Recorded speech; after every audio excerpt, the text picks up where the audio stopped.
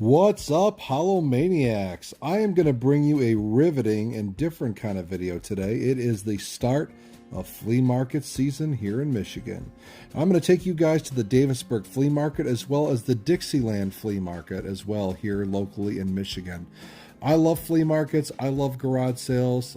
Sometimes, when it's not in season, it's obviously tough to get to those, but these are the best deals, so let's go and see what we can find.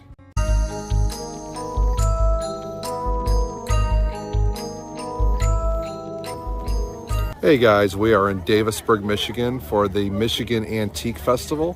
We are going to be on the hunt for Halloween, so follow us and let's see what we can find, shall you? Let's get started. All right, so this was our first flea market of the year, Davisburg, Michigan, and there's also two in Midland, Michigan. So Michigan Antique Festivals are usually twice per year, two for Davisburg, two for Midland. This was the first one of the year, and there was a little bit of everything, right? Kind of coming right out of the gate, saw this really cool pumpkin from the 60s or 70s, which I thought was pretty cool. They had a price of $32 on it, and we'll show you what we walked away with a little bit later, but I thought it was a really cool piece, really good vintage, and really good condition as well, which was good. We even tested to make sure it lit up. Did come across some cutouts and die cuts, which was pretty cool as well. Wide variety of those. And a lot of different kinds of decor, antiques, collectibles that were kind of spread throughout here as well. Some crafty looking things, some wall hanging signs, a little bit of everything. And this was super cool. We love blow molds. For most that have tuned into the channel, they're probably well aware that we love our blow molds, and this is one that we did not have, so I thought that was pretty cool. Really good shape, and always be careful when you inspect these blow molds too, to make sure there's no holes, no gouges, no primary defects of any sort either. And as you can see, this place is huge, right? Tents and tents, booths upon booths. There's a thing from the Addams Family. It was a pretty cool little prop there as well. And it was just a wide variety, huge showcase of different things that you could essentially find at this flea market. Just tons of vendors, indoor, outdoor. Whether for those folks that like their home and garden and outdoor decor, these were kind of like oil cans that were repurposed into pumpkins or Halloween type of decorations. Those were pretty cool. The weather was cold, but lots of cool things. The only downfall is Steph was away at a work conference, so I went with my mom and dad and aunt and uncle, but we still had fun. We still managed to find a lot of cool stuff here. These are kind of outdoor decor, those tin-made type of pumpkins, so kind of folks are already getting into the festive Halloween season here. Sun and moon, that's kind of a cool decor item as well. Not totally just Halloween, right? You could use it for other things, but I throw it in that Halloween realm. I think it belongs there, and that was pretty cool as well. And whether it be indoor, outdoor, or combination, there was plenty of decor, collectibles, and things for everybody. Even though this was in the midst of May, we found a lot of cool stuff. Mickey Mouse here, so some Disney vintage Halloween stuff as well. That was pretty neat. Came across a multitude of different items. Nightmare Before Christmas, which we all love, right? Tim Burton's Disney hit, Nightmare Before Christmas, whether it be plush animals or plush figures, plastic figurines, all these types of cool things here as well. Salt and pepper set for those that want to spice up the kitchen here for Halloween season. Some cool stuff there as well. And again, just a wide variety of different stuff. And then we came across a multitude of different blow molds, and a lot of these were really super priced. They were priced pretty highly. We had some of them we did not have, and some of them I do want to add, but probably at a better price point as well. And let's face it, we can't take it all home, even though sometimes we want to. That witch right there we do already have, so that's pretty cool. And we actually paid a really good price for her, I think only $40. And I think this vendor wanted $130 for that same blow mold, so I guess that was a good buy for us last year, which is pretty cool. And again, a lot of different options here in terms of things to spruce up your indoor, outdoor for all things Halloween. But again, can't have it all. Got to be a little bit more selective. But continuously, we just try to add stuff here and there, and before you know it, it adds up relatively quickly, which is pretty cool as well. This pumpkin was really, I think it was priced at $40. Pretty vibrant orange right there, so pretty good deal on this guy. And again, you just love those brilliant colors that just scream Halloween, and when you light these things up, really gravitates towards you. These are some really cool classic horror novels or books, hardcover. Stephen King, Misery. Saw another one, Michael Crichton novel. So a lot of different types of books and things that kind of fall into the Halloween realm as well. You can see again all the tents, all the folks walking. I mean, this place was packed. There was just aisles and aisles of tents and buildings and booths, and it made for a really good time here. This was a kind of a cool Halloween candle with the 3 ghosts with the little jack-o'-lanterns. So that was pretty neat as well here. All right, so after a very productive flea market, we actually found another flea market. So this place is Dixie Land, also in Michigan. We're gonna see what we can find. So let's see what cool stuff we can come across that's Halloween related. All right, so starting off on stop 2 here, the Dixieland Flea Market, we came across Edgar Allan Poe's The Raven, this sculpture. Kind of a neat piece there. And as you can see, you know, this was an indoor-outdoor flea market, so there was tons of stuff outside, tons of stuff inside as well. Folks kind of walking around and seeing what they can find. You never know what kind of treasures you're going to come across. Look at this guy. He's seen better days.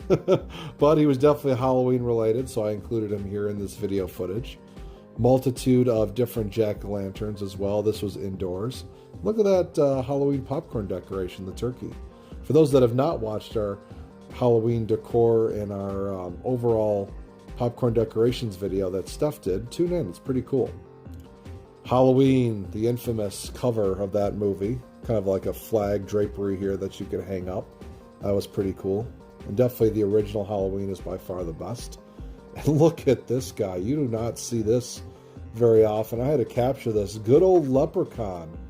Warwick Davis, who I believe played the original leprechaun in that film series. Unique sign of my favorite, Michael Myers, the man, the myth, the legend, from the 1978 classic Halloween, John Carpenter. The Butcher Shop. This is a medley of different Halloween decor. A couple of witches here that you see. These kind of looked like they were handcrafted, kind of put together. I haven't seen those before, but different kind of variations of witches. Freddy Krueger, gotta love it. Robert Englund, Nightmare on Elm Street. I don't see a lot of Freddy Krueger stuff, believe it or not, so I thought it was pretty rare to come across that. And a little bit different there, so I wanted to include him in the video for sure. Your friend to the end, the Chuckster himself, good old Chucky. Are there any fans of Chucky and Child's Play here? You know, different films that featured him, and one of my favorite villains. Multitude of different cool Halloween villains that are out there. And drop in the comments, who's your favorite Halloween villain that you've seen? Michael Myers figures. A couple of other things as well that are kind of all clustered into this cabinet. A lot of different options, pop culture. That mask, I forget what that guy's from, but I think he is a villain. And in this back room, in this expo here, they had a lot of different vintage Halloween things and classic throwbacks. Little trick-or-treater, kind of a crafty little guy there. And it's just fun to kind of go through these, because sometimes, you know, you think, well, it's May, what are we really going to find that's Halloween related? And then boom, you know, you find something out of the blue. All right, for the Nightmare Before Christmas fans out here, this display area was definitely something you would want to check out. Whether it be all the unique figurines that they have here, you know, Dr. Finkelstein, Sally, Jack Skellington, Oogie Boogie. We kind of move over here to a number of different things that pay homage to the movie, different collectibles, things that you just don't see every day, right? You can't go into a normal retail outlet and find this kind of stuff, right? But really unique stuff. I actually saw on that one right there a Freddy Krueger, Robert Englund, Mr. Potato Head. How often do you come across that? That's pretty neat. A lot of different candy containers here. So we had a really productive day. Hope you guys enjoyed. And now we're going to take a look and see what we took home from this haul.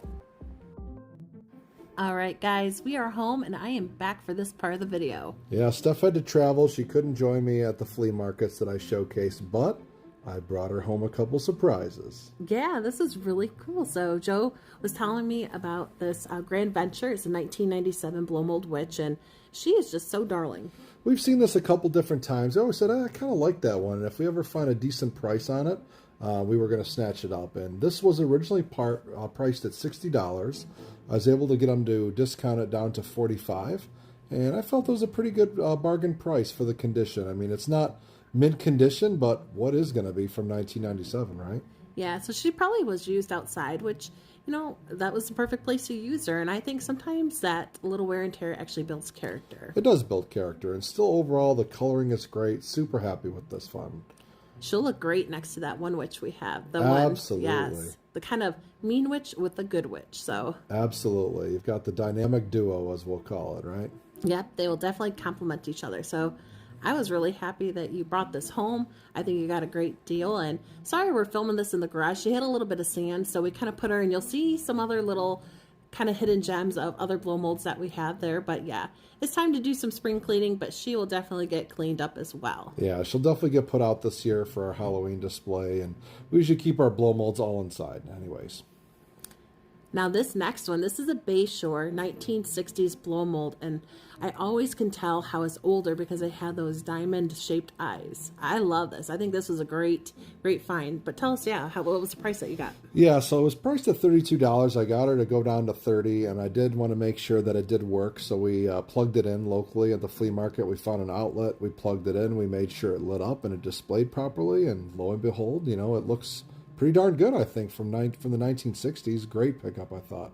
Yeah, so it has like a little bit of like that cracking or wearing off of the black around the eyes, nose, and mouth, but we'll show you here how it looks lit up here in a second. But, again, I think that builds character. These items are old.